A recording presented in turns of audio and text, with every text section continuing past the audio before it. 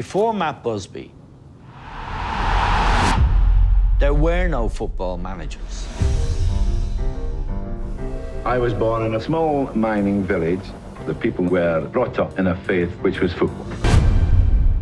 Jay here, Full-Time Devils. We're here on the red carpet event for the premiere of the new Sir Matt Busby documentary titled Busby, the story of the late, great Sir Matt Busby and how he took Manchester United from a club that didn't even have a ground to becoming the biggest club in world football. In a way, I suppose he was shy, although if you knew him as a football man, he wasn't shy. No, he was a great man, perfect gentleman, as you'd have learned from your parents. Myself, Stephen Howson Gaz Drinkwater got a sneak preview last week. Here's what we had to say about it. We've just been to watch a sneak preview of the new Busby film, a documentary about the late, great Sir Matt Busby and obviously his time as manager of Manchester United Football Club. Steve, I'll start with you. What did you make of it? It's great to listen to the story in full the way it is, because it's Hollywood in it, really. I mean, it really is. I mean, going from George Best on his own is Hollywood. Bobby Charlton on his own's Hollywood. Bill Foulkes, you know, from surviving Munich and playing in the next game. I mean, I hadn't heard that anecdote from Jimmy Murphy's son, saying that Jimmy Murphy said to Bill Foulkes, so you're playing in that next game. Like, I think it was like 11 days after Munich, something like that. And he's like, you're playing? And he's like, well, I don't feel up to it. And he was like, cool, you're playing. And you're captaining the team. And I hadn't heard that anecdote before. Everything is interlinked. And the rebuild of Manchester United happened on the back of what happened at Munich. And the collapse arguably happened on the back of what happened at Munich. And Matt Busby bringing through the players that he brought through pre-Munich, everything about that is Manchester United. We are who we are because of what we'd gone through in the past. The one thing that I probably really didn't know was the transition from Matt being the tracksuit manager to the suit manager post-Munich. That was a bit of a new addition, actually. Matt was the first tracksuit manager training with the players. This was revolutionary. Steve mentioning there, players being told, you know, you are playing just barely a week after Munich. It was like quite in-depth. Yeah, totally, mate. I really enjoyed it. Like Steve said, it's not necessarily a new thing. It's stuff that we've all heard before. I mean, there was a few clips that I'd never seen before. Bobby Charlton did an overhead kick. I didn't know that was a thing that happened, but yeah, that was phenomenal for me to see. Like I say, if you're all United fans. I know, but you're United fans, and you're all brought up, you know, knowing about Munich and being taught about the story. But the bits that like sort of got me a little bit in it were the bits surrounding the fans. I think when they showed the fans' reaction when the coffins returned to Manchester, for example. And that like really got me a little bit, because you're just imagining like past family members and stuff. And like I know my family always tell me the story of my uncle coming home from work and shouting Dunkstead and like running up to bed and just not coming out for a couple of days. And it's the sort of stuff like that get me. But yeah, it was a nice retelling, no narrator, just narrated by the people actually involved in it and the people who went through it. There's a lot of clips of the 63 Cup final going around. There's probably a few clips of the Babes. The ones that you usually see is that Real Madrid game that they showed in there.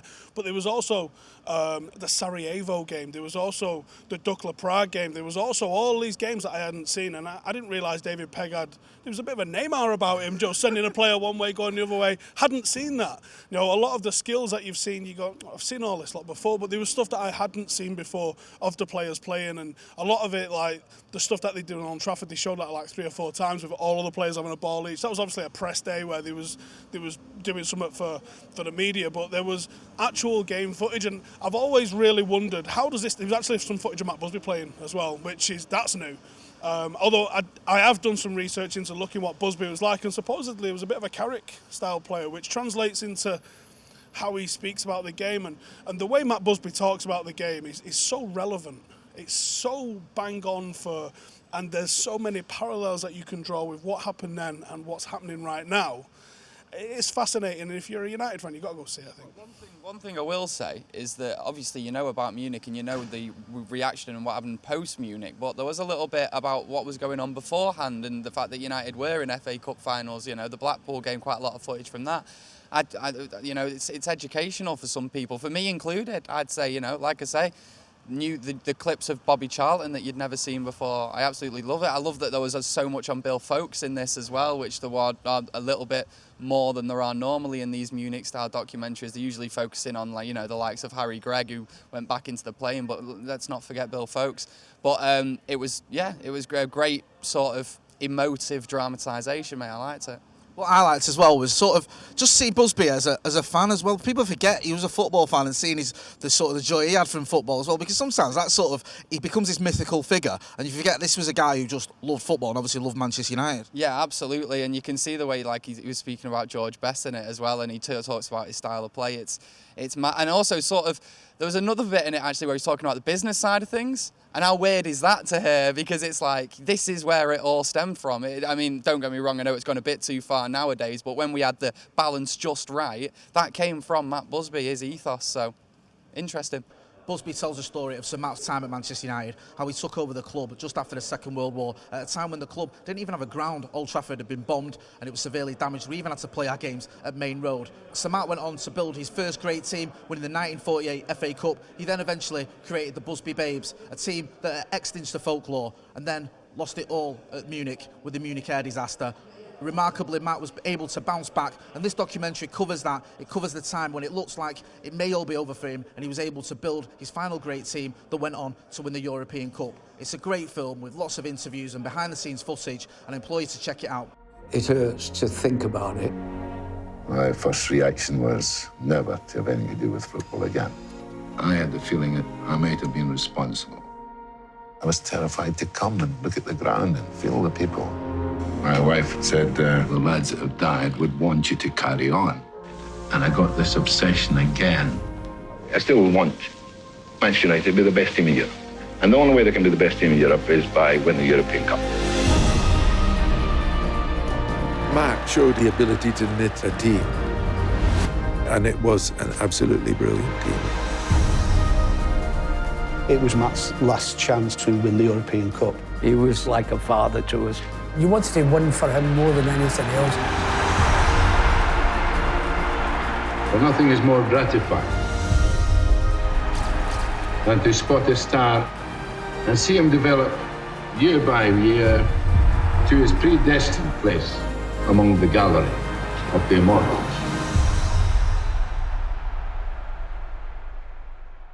Must be great to be here at the premiere after such a long journey. Yes, yeah, it's amazing. It's great to be here. Thank you so much for talking to me. What made you decide to get involved and to get this film and to make it and to get it out there? It's just, this is one of the great football stories, and Sir Matt has been someone who's always fascinated me. A number of books I've kind of read over the years, and it just felt like such an opportunity to make something truly cinematic and a really beautiful film. How important do you think it is for the younger Manchester United fans who may not know a lot about Sir Matt Busby, his legacy, and how important it was to Manchester United to learn about him, to see this film? He is the formative reason why Manchester United exists. Not only that, the reason Manchester is such an incredible city to this day. So I think that it's incredibly important, and the opportunity to tell that story from an outsider. I'm not a Man United fan, so the opportunity to not give it any sort of slant on either way as a fan was fascinating to me, and it was a real opportunity. How important do you think it is for some of the younger fans and the younger players to see a film like this and learn about Sir Matt Busby? The younger players, I don't know who's here tonight. Nobody's told me who's here, but I believe the younger players are here. I know Nicky Butt's brought his team, haven't they? I think so, yeah. I mean, to be fair, in actual fact, with people at Manchester, Matt Busby's name would be there anyway, and people would know about him. I mean, going back to the fact of him introducing young players into the football world at 17 and 18, 16 Duncan Edwards was unheard of in that. And it must be, I think it's a great boost for the younger generation of players today, not just at Manchester United, but every football club in the country, thinking, if I've got the ability, I'll get in the team regardless if I'm 16, 17 or 18. I think that's happening at lots of clubs now. I believe you've not seen the film yet. I've not seen the film, no. It obviously covers the aftermath of Munich and rebuilding, and you were a big part of that. What was that like coming into a club like Manchester United? I came to Manchester United, it was 5 years to the day. I signed for Manchester United on the 6th of February 1963, 5 years to the crash. It was never mentioned. Nobody ever spoke about it. Matt never spoke about it. Jimmy never. It never got a mention. It was weird that, you know, I was afraid to ask, you know, what kind of person was he, what was he like, because nobody mentioned it. I mean, Harry Greb became a great friend of mine, special friend in actual fact. Harry finished up living very close to me. I'd go round to his house nearly every Sunday after games on the Saturday. Never mentioned Munich. Harry never mentioned it, I never mentioned it. And I was dying to know about it, you know, what like the players were, what kind of personalities had they and all that sort of thing, but I didn't like to ask. And Harry had no intention of telling me, I don't think, anyway. Obviously, Sir Matt believed heavily in youth. That's a big ethos of Manchester United. We're seeing that again at the minute. What have you made of this current young team? I think it's terrific. I was at the game yesterday. It was great to watch, in actual fact. The enthusiasm. I mean, can you imagine the parents of those kids, what they must feel like, their son playing for Manchester United at that age? I think it's great for them, actually. It's great.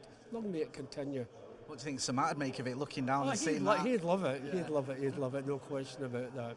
Also, who features heavily in the film is Jimmy Murphy, and such a big part of that success. Jimmy Murphy was fantastic at Manchester United, and Jimmy unfortunately doesn't get the credit that Matt gets, because Matt was the manager, Jimmy was the assistant. Jimmy was the most fantastic person you ever met in your life, and I can say this, Matt would come in and talk to you about the opposition and all that. Jimmy would come in, use a totally different language than what Matt would use. I want you to repeat it. I think that's why Matt went out and left Jimmy in, because he was a bit strong with his language. He was a terrific character. And just finally, what do you make of the job Ollie's doing? Do you see the sort of Manchester United ethos in him, and do you see him having that success? I'm desperate for Ollie to have success, because Ollie's one of these, what's the word, figures at Manchester United. What he done in '99 is never going to be forgotten. Ollie got the winning goal and all that sort of thing. Terrific player, not just because he scored that goal, but he's that figure that's up there. He's something special because he scored the winning goal in the European Cup final, and the way he scored it and all that sort of thing. But he's a great lad, and I hope things will go very, very well for him. He's a terrific person. Thanks a lot, Paddy. Enjoy the film. Cheers. Hi, John. Hi. Thanks for chatting to us. How important do you think it is for some of the younger fans to learn about Sir Matt Busby? Because some of the younger Manchester United fans may not know the true nature of his legacy. Well, it's always very important, really. I think the United, in fairness, all both Manchester clubs, the Manchester people are fantastic supporters. And if you have a history, then you have roots, and then you've got something to look back on, and obviously try and emulate it in the future. We had great success. Alex Ferguson had great success, and that's what the younger fans now can look forward to. Hopefully with Ollie as manager. Must bring back a lot of great memories seeing a film like this. What's one of your fondest memories of Sir Matt? I think one of my fondest memories of Sir Matt was the only time I ever heard him swear was at me, because I was playing a game and he told me, this fullback's quick, don't you go try and taking him on all the time. But the pitch was in such slippy conditions that I did, and I did well. And the only time I heard him swear, he came in at half time, he said, you wee bugger. He said, you don't do anything I say. Yeah. What was it that made you say, yes, I'll get involved? Well, some of my family don't like me doing this because my father was a very, very private man. My father wouldn't have come tonight unless he could have crept in the back way. And he was very much a man, as he went home, he'd have a pint on the way home. He wouldn't go to a club, he wouldn't go gambling, he wouldn't play golf. He was just an ordinary guy. And he didn't like publicity. In a way, I suppose he was shy, although if you knew him as a football man, he wasn't shy. Inwardly, I think his mother and father would be proud rather than my father, because he wasn't bothered as long as he did his job. He liked doing his job. He was terrific. You must be very proud of the job that he did and the legacy that he left at United. Oh yeah, I mean, Dad was lucky in a way in that he was in charge of the reserves, so he knew the lads who were going to come in after Munich and what they could do, because the board wanted to drop out until the following season. And my dad said, no, there's a job to do and I can do it. And he did. If you are a football supporter at a football club like Man United, then you need to understand a little bit about how it began and where it's come from to its present day, and the people that have been part of that. So I think, for youngsters, certainly youngsters and teenagers and the future fans, I think it's important that you read about it and you see things about the football club, not only the present but the past. Obviously the film focuses on the Busby Babes and Matt's belief in youth, and that's something that you and Ollie obviously believe in as well. Yeah, well, youth keeps me young. And that's the beauty of it. We've all been young once. We've all wanted to be good young players. It just happens to be that if you're a good young player and you're playing for Manchester United, then the world's your oyster. As soon as I came through the door, you feel a presence. You feel that responsibility on your shoulders to fly the flag, really. And you know, there's so much history and tradition, and I played under Sir Alex, who was a huge believer in carrying that on, and he was proud to be in a position to be able to have an influence on that, and spoke about Sir Matt and the past in the club and what it means and what it should mean to play for this club, and that's what we're trying to pass on to the generation now. Busby is a must-watch for any Manchester United fan. Make sure you check it out. It's released on Friday.